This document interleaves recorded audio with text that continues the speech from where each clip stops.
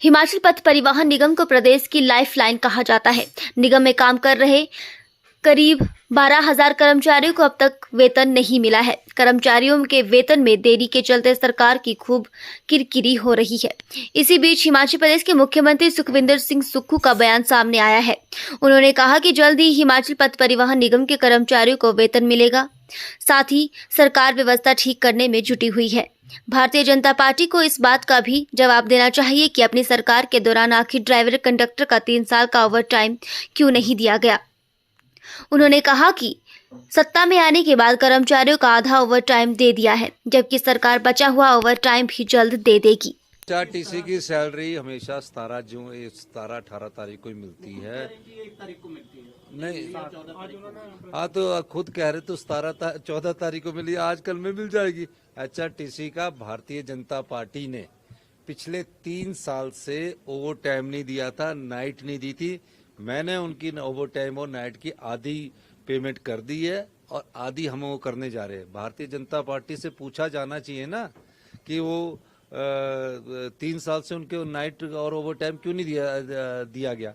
और जो सैलरी की बात है मेरे समय से नहीं है, हमें तो अभी 6 महीने हुए सरकार पे आए। हम तो जो व्यवस्था बिगड़ी हुई है उसको ठीक कर रहे हैं, लेकिन ये दृष्टिकोण अपनाना कि हम पर दोष लगाना गलत बात है। आज तो दिल्ली के पत्रकार HRTC की सैलरी के बारे में पूछ रहे हैं, मुझे तो समझ ही नहीं आया कि वो दिल्ली के बड़े बड़े, आप लोगों ने नहीं सवाल पूछा, आपने जो राज्य से, वो आगे हमसे पूछ रहे हैं कि आप बताइए कि HRTC की सैलरी क्यों नहीं दी।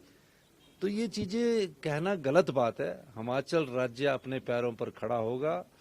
अगले 4 साल में हम अपनी अर्थव्यवस्था को पटरी पर लाएंगे और 10 साल में हिमाचल प्रदेश को हिंदुस्तान का सबसे समृद्धशाली और अमीर राज्य बनाएंगे।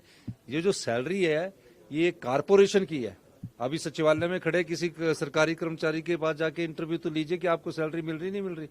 पर एक प्रकार से सरकार को बदनाम करने की कोशिश एक साजिश के तहत हो रही है। और सिर्फ एक सरकारी कर्मचारी जहां सिर्फ 10-15 हजार एम्प्लॉइज है, हिमाचल में तकरीबन 2 लाख सरकारी एम्प्लॉइज है। तो सरकारी कर्मचारी की जो HRTC की सैलरी वो 14-15 तारीख को ही मिलती है। पता नहीं, कुछ लोगों को दिल्ली से सुबह सुबह फोन आ गया, मुझे फोन आ गया कि इनकी सैलरी नहीं मिल रही। अरे प्रदेश में और कार्य हो रहे हैं और कोई ऐसी घटना घटी, जैसे ये तो काफी लोग दिल्ली से पत्रकार पूछ रहे हैं कि सैलरी नहीं मिल रही। पता नहीं किसके तहत। आज तक तो सवाल नहीं, पिछले महीने भी उनको 15 तारीख को सैलरी मिल रही, इस महीने भी 15 तारीख को सैलरी मिल रही, पिछले 10 साल से 15 तारीख से सैलरी मिल रही है। पर आज पता नहीं मुझे खुद भी नहीं समझ आया कि क्यों ऐसी बात है। उन्होंने जनसभा में कहा कि कांग्रेस की अपनी गारंटी नहीं है और 10 गारंटियां दे रही है अलग अलग राज्यों में जाकर। इस तरह का बयान उनकी तरफ से आया। देखिए, नड्डा जी राष्ट्रीय अध्यक्ष है भारतीय जनता पार्टी के, वो उन्हें अपनी बात कहनी पड़ती है अपने राज्य में आकर। मैं उनकी बात पर ज़्यादा टिप्पणी नहीं करना चाहता, लेकिन वो जो बात कह रहे हैं वो हमारा दायित्व है कि हम उस पर और तेजी से अमल करें। तो जो गारंटी हमें याद करवा रहे हैं, हमने 3 गारंटियां पूरी कर दी है और जिस गारंटी को लेकर ज़्यादा याद करवा रहे तो हमारा सर, पंजाब के मुख्यमंत्री ने प्रधानमंत्री को चिट्ठी लिखी है BBMB को लेकर, जो हिमाचल प्रदेश को पानी दिया जा रहा है उस पर NOC की शर्त उस पर हटाई गई है, उसे लेकर लिखी गई। देखिए, जो हमारे पड़ोसी राज्य के मुख्यमंत्री हैं, उन्होंने अगर कोई बात लिखी होगी तो मेरे ध्यान में अभी ये बात नहीं है। आपके द्वारा ये बात लाई जा रही है कि पत्र लिखा है। अगर पत्र लिखा होगा तो मैं माननीय पंजाब के मुख्यमंत्री जी से बात करूंगा।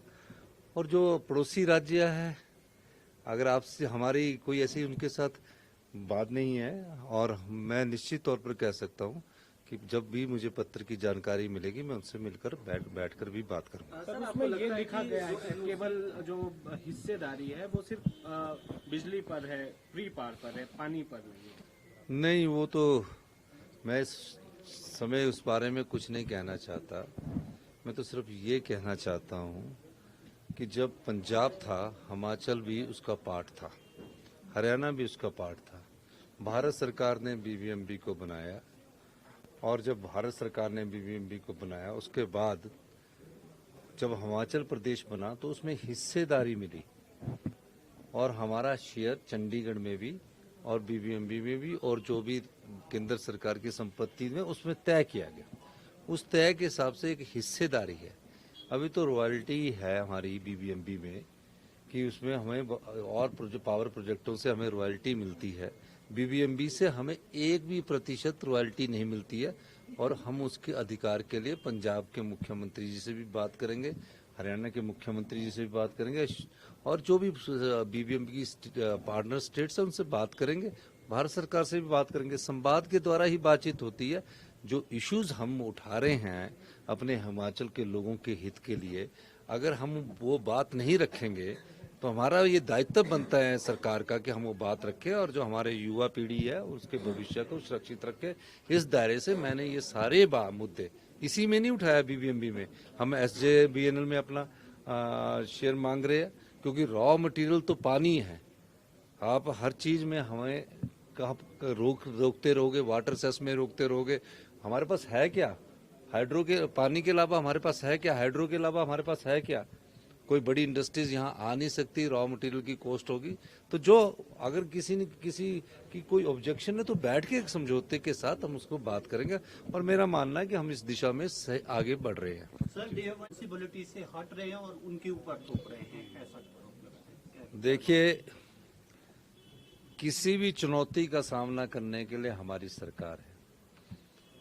कर्ज के बोझ के तले दबने के बाद भी यही वो अधिकारी है जिनसे हमने अपने सरकारी कर्मचारियों को, अधिकारियों को जो हिमाचल प्रदेश की विकास की गाथा लिखते हैं, ओल्ड पेंशन स्कीम दी।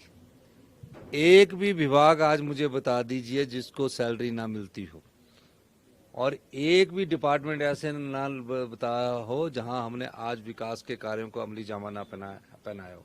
वो घबरा रहे हैं। जिस तेजी से हमारी सरकार कार्य कर रही है तो उनके पास कहने को कुछ नहीं है। ठीक है, आप हमारे पैसे रोक सकते हो, आप 4 सांसद चुनकर गए हो, आपको अगर पैसे ही रोकने हैं 14,500 करोड़ में से हमारे कर्ज की लिमिट को 8,500 करोड़ का आपने कम कर दिया। आपने हमारी जो और लिमिट है, एक्सटर्नल एडीडी प्रोजेक्टों की लिमिट है जिसमें विश्व बैंक, जायका, एडीबी आते हैं, उनको आप कम कर दिया। इसका ये मतलब नहीं है कि हम विकास की को रोकने से आगे नहीं बढ़ेंगे। हम बढ़ेंगे और संघर्ष करेंगे और कड़ी मेहनत करेंगे और प्रदेश की जनता को आने वाले 10 सालों में हिंदुस्तान का सबसे समृद्धशाली राज्य बनाएंगे।